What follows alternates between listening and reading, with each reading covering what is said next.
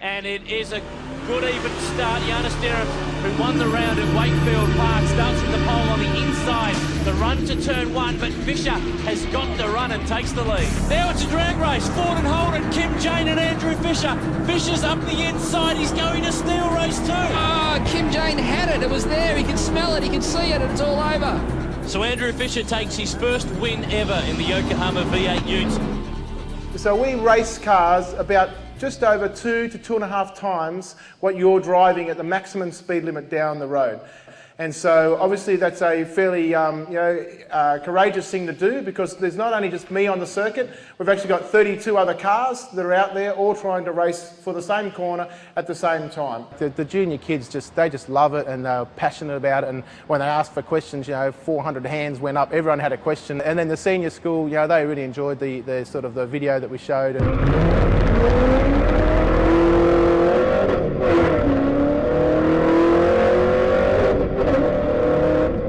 I knew about the Jesus All About Life program.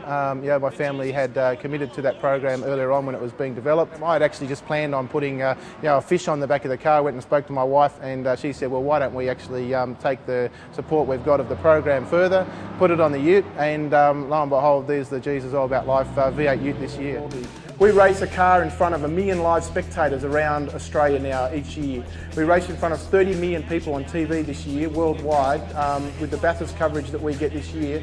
And basically, we've now got the opportunity to put the name of Jesus out there and to tell people about the name of Jesus.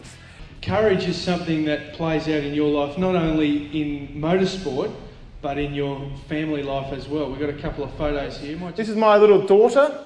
Her name is Lily, and she's a very beautiful little girl. In July 2001, which is when she was born, we were faced with a dilemma. What the doctor came to us and said is basically, your daughter has been born with that much of a heart. This is the first time we got to hold our daughter. We were told to hold her right now because that may be the only time we get to hold our daughter. Your daughter's going to have to go through 3 major open heart surgeries and 22 other procedures over the next 6 months. And with all of that, she's probably going to die anyway, because we give her a 50% chance. And so every day we're faced with the courage that we need, and a decision around courage to keep going. And she's an incredibly courageous person, because she faces that every day as she goes through her life, but that's what she's got.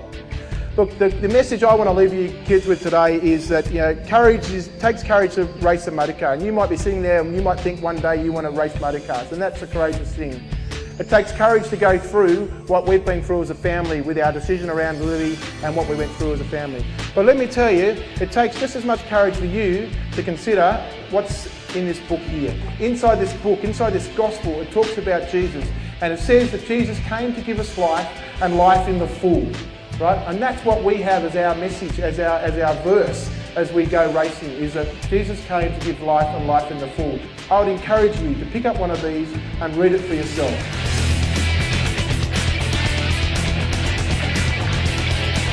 Okay, who's up first?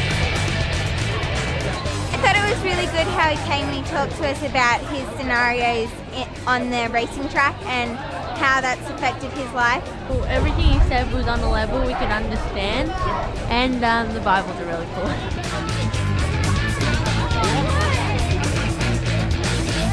The Jesus ute is cool.